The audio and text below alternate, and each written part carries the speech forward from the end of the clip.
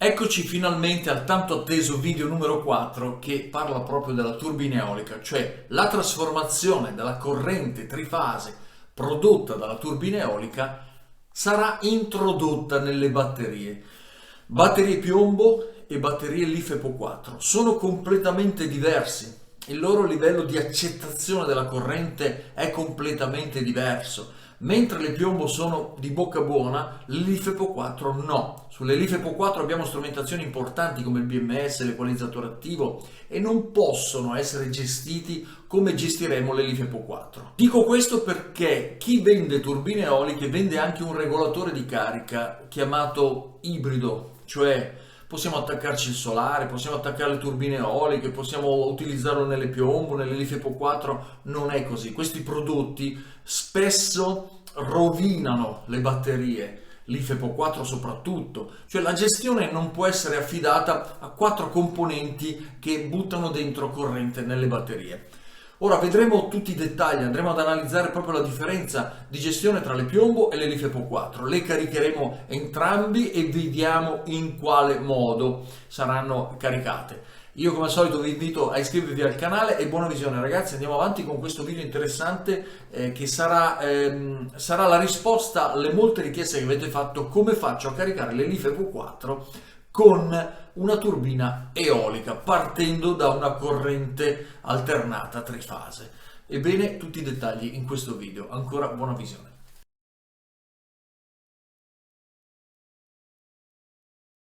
Ebbene, buttiamoci subito dentro in questo progetto. Ci tengo a iniziare con questa frase.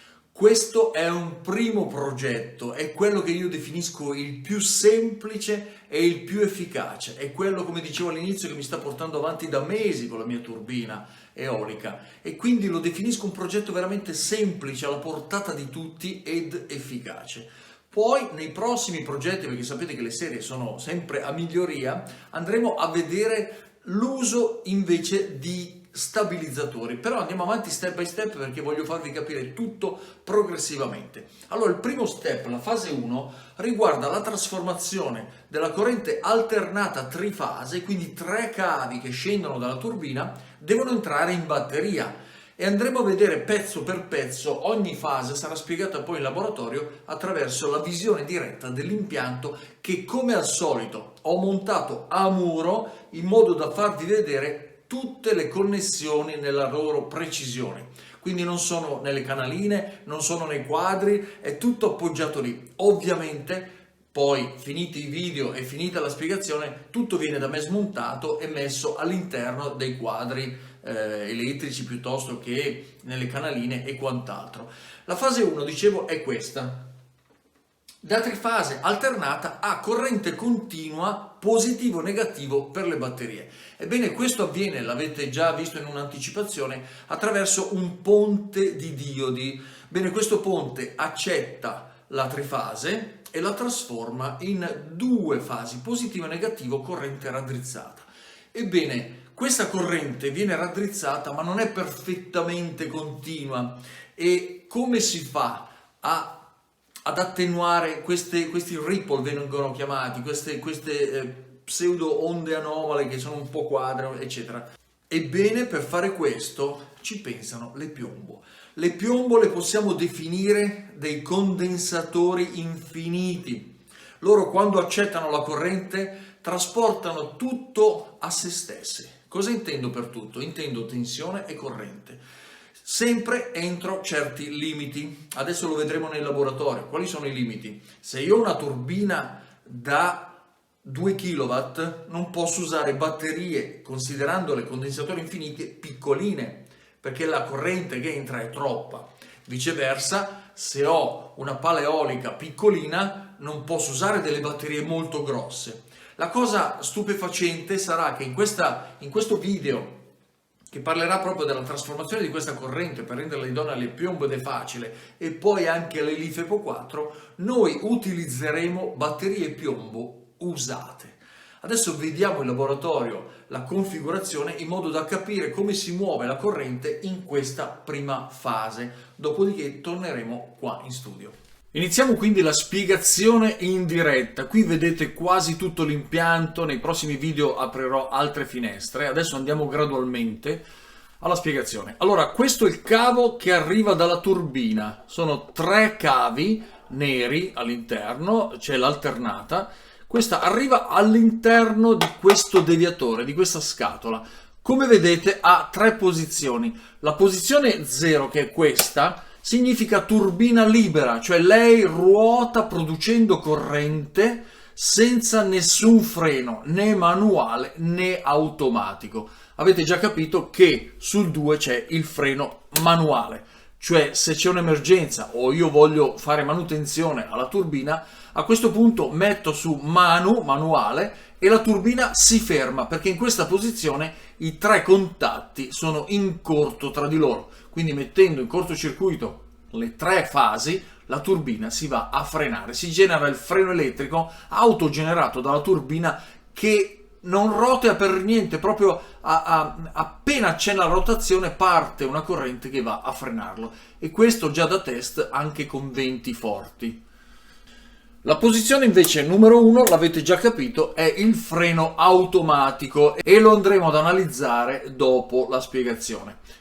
Come dicevo, quindi la corrente entra trifase alternata e nel caso di manuale è ferma perché si crea un cortocircuito, mentre nel caso di 0 libera o 1 automatica, in questi 2 casi i cavi passano da qui a qua. A questo punto entrano in questo ponte di diodi che vi ho descritto. Adesso lo vediamo da vicino per capire cosa succede al ponte di diodi. Ebbene, il ponte di diodi riceve le 3 fasi, entra, dentro ci sono ovviamente i diodi, e questi, col passaggio classico dei diodi, la trasformano in corrente quasi continua sulle 2 fasi, negativo e positivo. Queste vanno direttamente nelle batterie al piombo. Vediamo innanzitutto questo ponte di diodi. Ebbene, il ponte di diodi, eccolo qua. Qui vediamo il negativo e il positivo, avete capito che ho girato l'angolazione. Questo è un SQL 50 A 1200 volt. Ora, questo è potente, abbastanza potente, e riesce a reggermi senza scaldare minimamente fino a 1200-1300 watt in continua. Poi la dissipazione comunque su una leggera temperatura avviene, quindi dopo farò vedere uno spessone dove nella produzione, diciamo, di questa paleolica lui arrivava a circa 40-45 gradi, che va benissimo.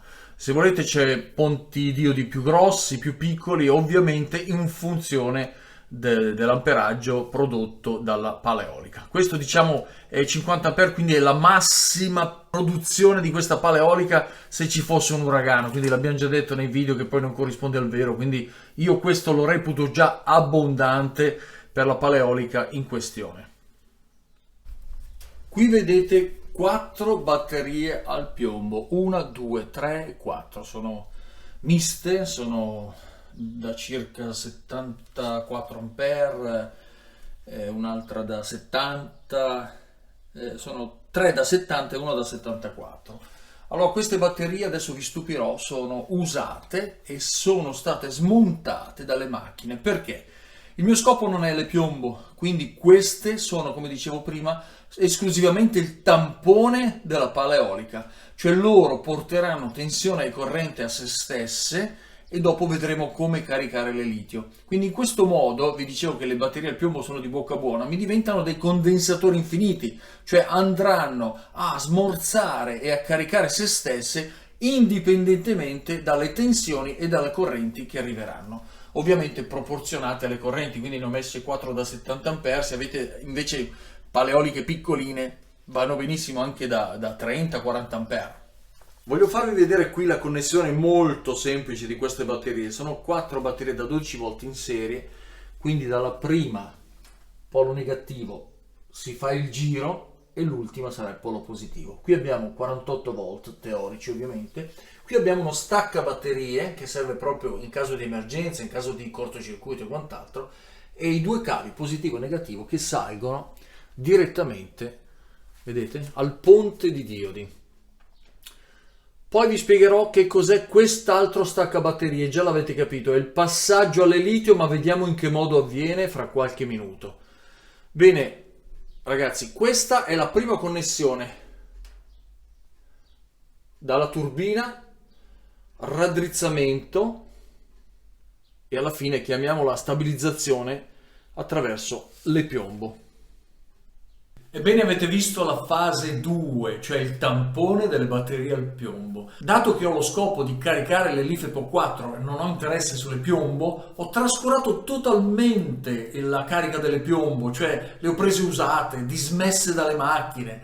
A questo punto queste batterie, chiamiamole bruciate, le ho utilizzate per creare la 48 volt e poterlo utilizzare quindi in questo modo.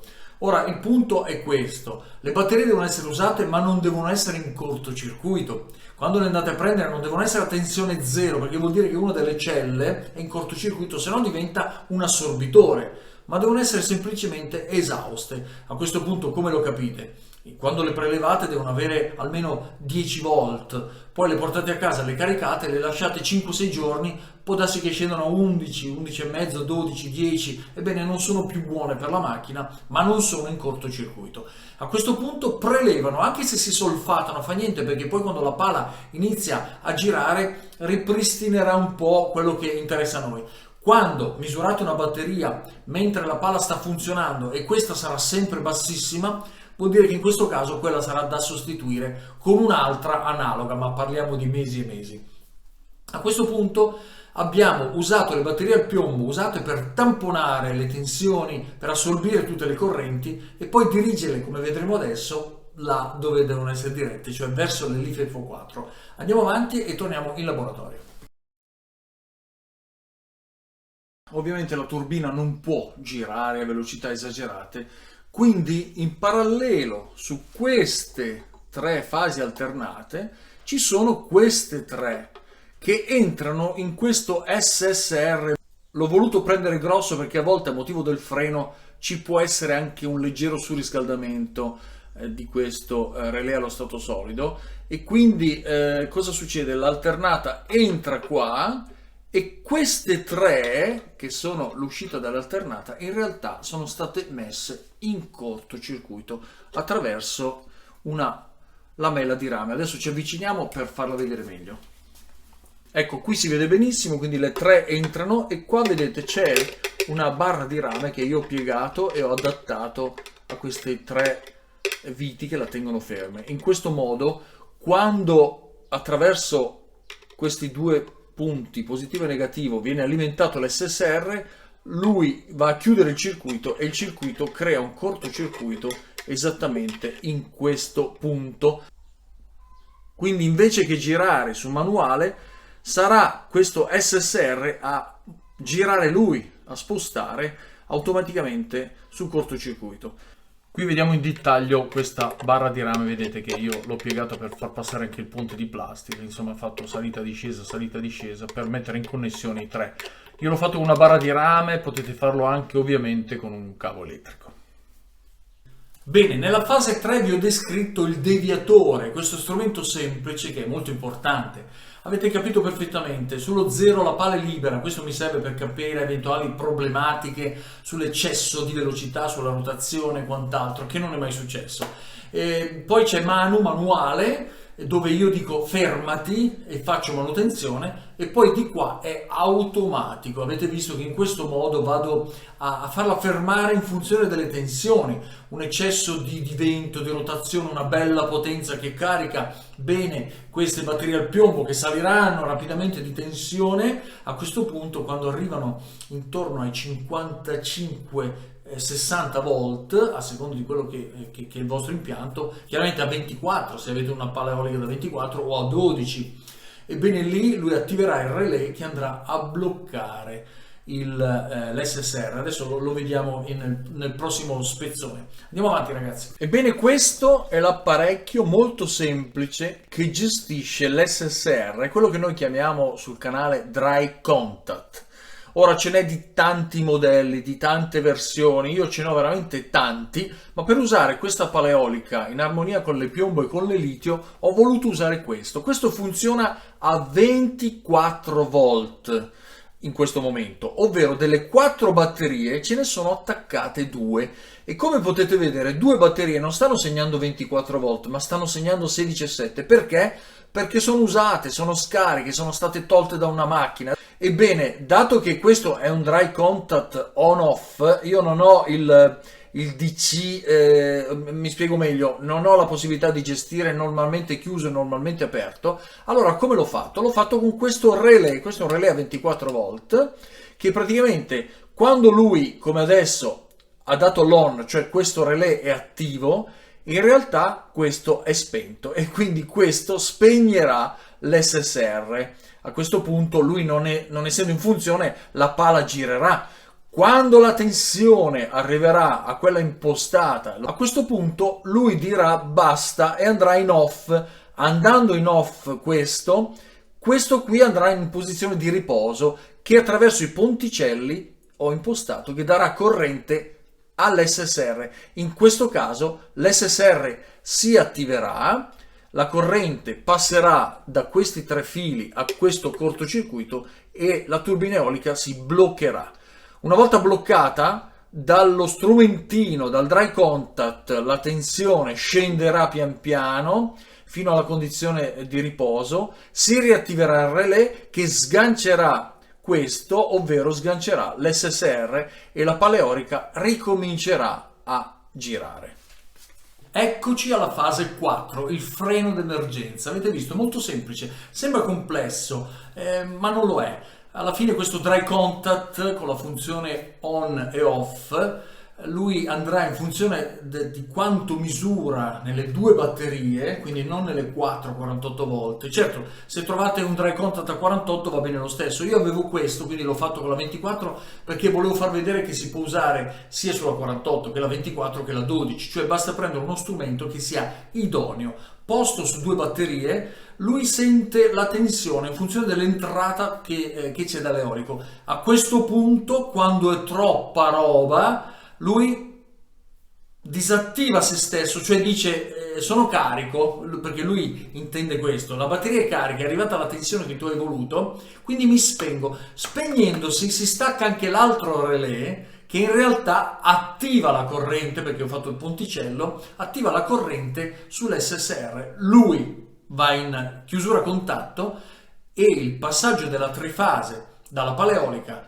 al cortocircuito genera il freno.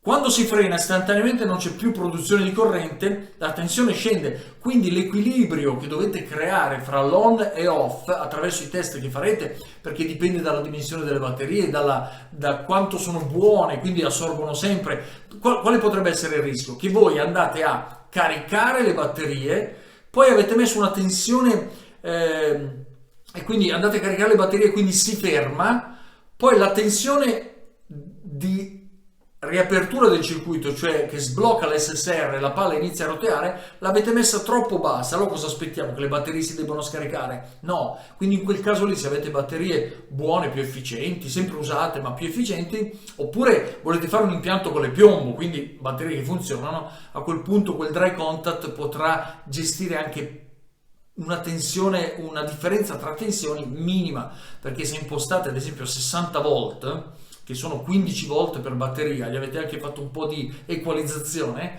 a questo punto lui si blocca. Poi se mettete, che ne so, 14, 28, 56, se mettete 56 lui ci arriva rapidamente, perché una volta sganciato che la pala eolica si ferma, la tensione tende a stabilizzarsi, 14,4, 14,9, 8, 7, 6, quando arriva a 14,4 lui riparte. Allora forse è meglio mettere, direte, 14,3, 14,2, 14, 13,9, 12,5, quindi questa gestione per singola batteria moltiplicata per 2, 24 volte e per 4 sulla 48 volte è importante. A questo punto abbiamo il freno automatico, qualsiasi cosa succede all'esterno e noi siamo via, la pala eolica è protetta, si va a fermare, le batterie anche sono protette perché sennò lei butterebbe dentro tensioni che vanno costantemente ad alzarsi e non va bene. Andiamo avanti con l'altra fase che è molto molto interessante, la carica delle LiFePO 4. Ed eccoci nell'ultima fase, quella che era il mistero. Come vedete l'ho coperto per farvi vedere la sorpresa, la semplicità di utilizzo. Cioè in parallelo con il negativo e il positivo che vanno alle batterie, quindi corrente a questo punto stabilizzata dalle batterie, raddrizzata completamente e che passa attraverso questo staccabatterie, questo fusibile ripristinabile, ebbene entra in uno strumento che vi faccio vedere adesso e poi esce e va alle LiFePO 4. Bene, cos'è questo strumento? Avviciniamoci un attimo con la telecamera. È uno strumento molto semplice, ma che ha la funzione di stabilizzare e di mandare la tensione che noi programmiamo attraverso una semplice vitina. Ebbene, questo è un DC-DC charger. In questo caso ho utilizzato un DC charger della Victron ed è precisamente, andiamo vicino così vediamo i dettagli, ed è precisamente un 48-48-6, significa da 48 volt batterie piombo a 48 volt batterie litio, 6 sono gli ampere. Ho scelto questo per fare dei test, ma poi ci sono anche le versioni con più ampere, da 18, da 30, quindi insomma 30 ampere comincia già a essere una bella portata. Ora, questo ha delle caratteristiche specifiche che vediamo zoomando nella parte inferiore. Ecco qua. Allora, lui gestisce un input da 32 volt a 70 volt e questo è eccezionale perché la turbina eolica produce un sacco di tensione anomala in funzione della rotazione. Questa tensione viene tutta fermata dalle piombo e viene adattata dalle piombo a loro stesse e quindi in un certo qual modo si stabilizza. Quando le batterie cominciano a caricare e salgono oltre i 30 volt, attenzione, 4 batterie per essere a 30 volt vuol dire che siamo a 8, 16, 24, 32, circa 8 volt a batteria. Ecco perché vi dico sto utilizzando batterie scariche, perché mi servono solo da tampone, mi servono solo da condensatore infinito. Quando la paleolica invece buttava dentro 1200 watt, che è il massimo che sono riuscito a raggiungere, allora è salita anche fino a 60 volt. E va benissimo, però a quel punto avevo programmato anche il dry contact che doveva attivare l'SSR e bloccare la paleolica. Dopo qualche minuto le batterie scendevano alla soglia che io avevo prestabilito e ripartiva a roteare la paleolica. La cosa interessante qual è? Che la programmazione di questo DC-DC charger va da 40 volt a 60 volt, quindi l'ideale per le LiFePO 4, e con una vitina posta sotto l'apparecchio io l'ho impostata a 54 volt. Bene, misurato col tester, da questo strumento escono 54 volt al di là della tensione che c'è nelle batterie. Quindi è stabilizzata, perfetta, e ovviamente avendo preso il 6 ampere qui usciranno 280 watt. Ora, se la turbina gira in un'evoluzione diciamo di vento variabile dove c'è più potenza, meno potenza, lei preleverà sempre 280 watt. Il resto dove va? Va nelle piombo, perché se la turbina dovesse rallentare comunque i 280 watt continueranno a fluire alle LiFePO 4 finché nella batteria non ci sarà più i 30 volt minimi di funzionamento. A questo punto tutto entra nelle piombo, tutto viene filtrato, viene raddrizzato e poi questo DC-DC charger andrà, zoom indietro, andrà a portare i 6 ampere continui, oppure i 18, oppure i 30 a secondo dello strumento che comprate e a secondo della potenza ovviamente della paleolica, della turbina eolica, andrà a portarlo all'interno delle LiFePO 4 senza nessun problema. Ora vediamo un attimo il funzionamento di questo piccolo strumento.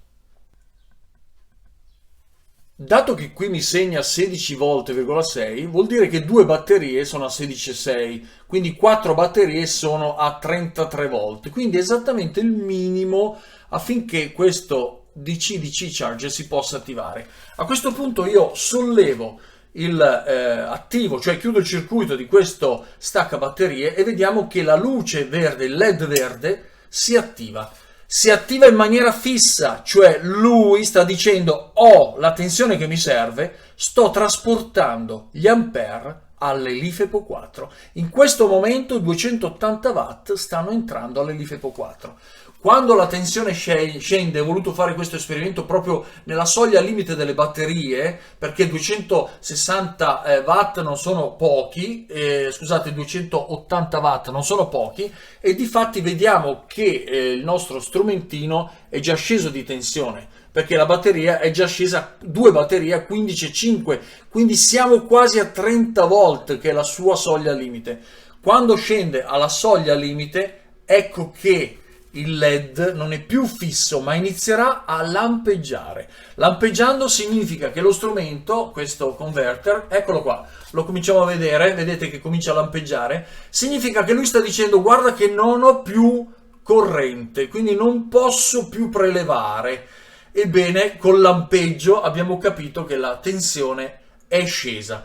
Non c'è più passaggio dalle piombo alle litio. Quando la pala eolica, la turbina eolica comincerà a girare ancora, salirà la tensione e lui si fisserà ancora in maniera stabile, significa che trasporta corrente. Ho voluto fare questo alla soglia delle batterie per farvi vedere il funzionamento. Ora, se dovessimo scendere ancora, cioè sotto i 28-27 volt, addirittura il LED si andrà a spegnere. Quando si spegne vuol dire non ho più corrente. Quando lampeggia vuol dire insufficiente, non c'è passaggio, e quando rimane fissa vuol dire sto trasportando all'interno delle LiFePO 4. Tutto questo in maniera stabilizzata, in maniera perfetta, 54 volt. Ovviamente se la batteria è già caricata dal sole a 54 volt, cosa succede? Che lui si ferma perché non porterà più corrente all'interno.